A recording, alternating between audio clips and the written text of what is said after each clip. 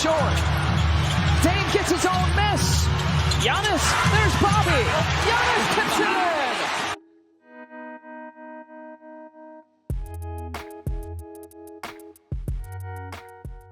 Damian Lillard was an absolute powerhouse when he was on the Portland Trail Blazers and pretty much kept that whole franchise alive and afloat while having multiple rosters where he had to fit in with new people, but for the most part just carried them on his back. He didn't really have much help outside of CJ McCollum, and then when CJ McCollum was shipped out to the Pelicans, it was pretty much left all alone by his own self to carry pretty much a bad team. But then in there, we saw that the Pelicans was not trying to be a serious team to actually get Damian Lillard into the playoffs or even make any type of championship hopes. And so as soon as that trade went down, we saw that the writing was on the wall. Damian Lillard is not going to be there for too long. We all expected him to leave immediately after that season, but he stayed a couple more and actually gave us some of his best seasons he's had in his career, coming off of a 30-point-a-game average for his last season on Portland.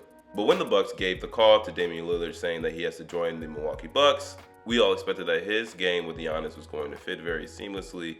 And we weren't really incorrect on that, but it has started out a little bit rocky. The first month of the NBA season, you saw that Damian Lillard was shooting around 29% from three, an all-time career low for him, and also 39% from field goals. This is something that we're not really used to seeing from Damian Lillard. And so when we're seeing this, especially on a new team where it is a championship or bust team, but also a team where he really fits in terms of how regimented everything is. It's not the Miami Heat, but the Milwaukee Bucks is a pretty talented team. And with Giannis and his leadership and asking players to take more and more sacrifices in order for them to win a championship, this seems like the team that is ready for Damian Lillard to make a splash on there. And so it was quite concerning when Damian Lillard started out the season shooting 29% from three. But there is a little bit of cushion that was given to Damian Lillard and Giannis, even though Giannis is still playing lights out, playing the best basketball he's ever played. But one of the good things about being on the Milwaukee Bucks is that the team is so well constructed that you can pretty much just figure out your game if you're Damian Lillard, which he still is figuring out, while still winning multiple games. And the reason for that is because with the team that is constructed, they're just a well-oiled system. They've been together for a long time. Brook Lopez is there. Even got Jay Crowder, who's now getting minutes. Pat Connaughton, Chris Middleton. You have so many more of these veterans that's been on the team for a while that, if we were to look at a couple years from now, might not be on the team. But right now, they are making the ship run. And the dark horse in all of that is Brook Lopez. Brook Lopez is averaging around 19 points this whole year. And he's the person that getting all the rebounds outside of Giannis and making sure plays go well and go smooth. But without that supporting cast that he would not have gotten if he were to go to the Miami Heat, where he would have to be the producer every single night and everything relies on him, without that, I don't know where the Bucks would be. The good thing about their system is that even though it does rely on Giannis being a powerhouse that he is, and Damian Lillard being the powerhouse that he is, they are only a powerhouse within the system. It's not like a James Harden back in the Houston days where he has the ball for, the whole shot clock. He might have the ball for 20 seconds and there's really no ball movement. The difference with the Milwaukee Bucks is that there is a lot of ball movement. There's a lot of switches. There's a lot of screens being set, not only for Giannis, but also Giannis setting the screen themselves and also getting Damian Lillard into that action as well. And so they really emphasize making the smart bucket and the easy bucket. And this has been what Damian Lillard really needed altogether. Going to Miami would have been great for his career, especially being in those red threads. However, we were talking about how easy it is for him to win a championship. We see right now that Miami's not really doing so hot. They're just doing okay. As a matter of fact, the Miami Heat are just in the 7th spot with the same team that they really wanted to get rid of, or at least a good portion of them, to get Damian Lillard, right? And they're in the 7th seed. Now, granted, that doesn't mean that the Miami Heat is not going to do well. We all know what they are going to do when it comes to playoff time.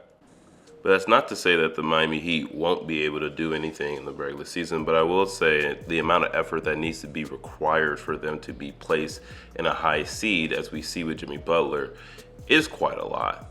For Damian Lillard to go to one team just to struggle at another, it's just not what's really necessary for him right now, especially with the fact that he's struggling as we speak with the Milwaukee Bucks. But because of how well the team is, and I feel like I've said this 1,000 times in this video already, because of how well the team is constructed, they don't really have any problems right now.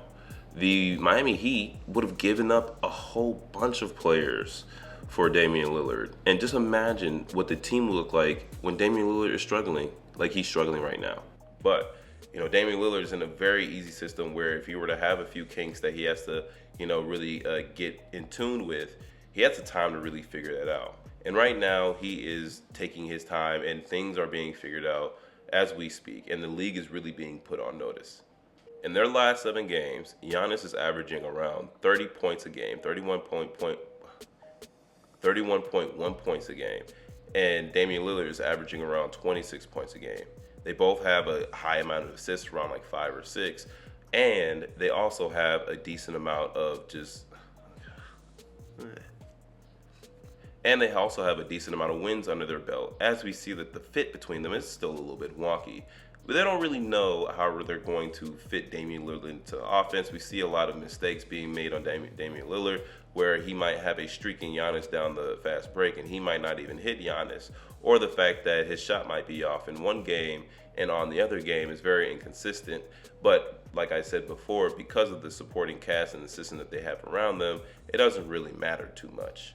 As long as he's able to put up a consistent amount of 25 points, maybe 5 assists and 6 rebounds, he is going to be able to pretty much stay in the game, And even if he doesn't, like I said, they will still win games without him. I mean, this is the same Milwaukee Bucks team that without Giannis and Chris Middleton won around like 40 games last year. And it's only unfortunate that when it came to, crunch time in the playoffs, that where they didn't have, Giannis, and Chris Middleton still coming off of the injury wasn't really the best version of himself, they kind of did crumble.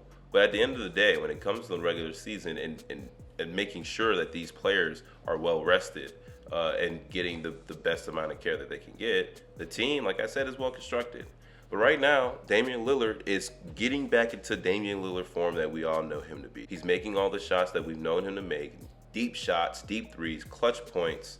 And then Giannis is just being the absolute monster that he is. We all knew the implications of adding such a threat like Damian Lillard to the team, which would unlock Giannis to be as electric as he possibly can be. I mean, the guy is probably like 90% arms and legs. And so when it comes to defense, one of the best ways to stop him is creating that wall. However, with Chris Middleton on the team, on the court, Brook Lopez on the court, you even have Malik Beasley or Jay Crowder in the corner, and you also have Damian Lillard up top, you can't really create that wall as they have shooters literally everywhere. And you're not going to have a center in the paint because Brook Lopez is on the corner, and your center cannot keep up with Giannis Antetokounmpo.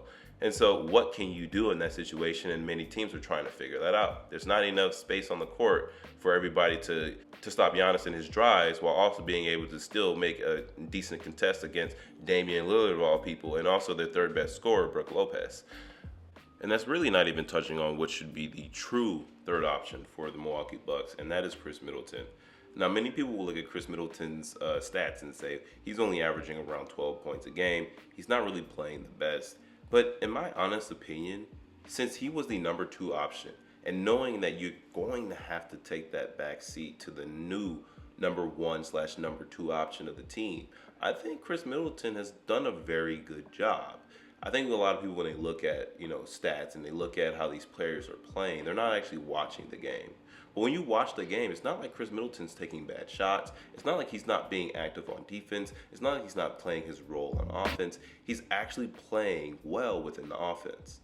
And so when you think about how Damian Lillard is pretty much taking over this whole team and how the construction of the team is going, I always mention that, Brook Lopez is one of the top 5 centers of the last 5 years, and nobody likes to talk about it.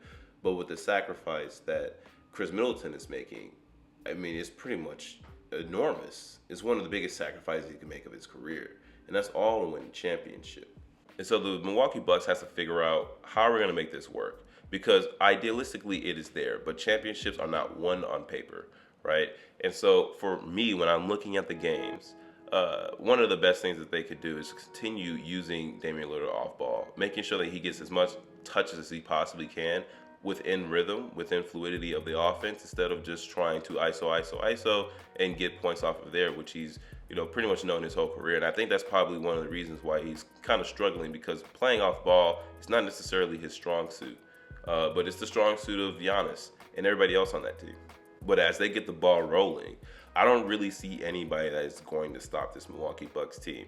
I mean, there's only going to be the Boston Celtics, which we're going to see that matchup between Drew Holiday and Damian Lillard. But outside of that, there's really nobody. I mean, the Philadelphia 76ers is still pretty good. But are they enough? Are they built enough to beat this Milwaukee Bucks team? And I don't think so. I think the Milwaukee Bucks is way too deep for any team to really contend in a 7-game series.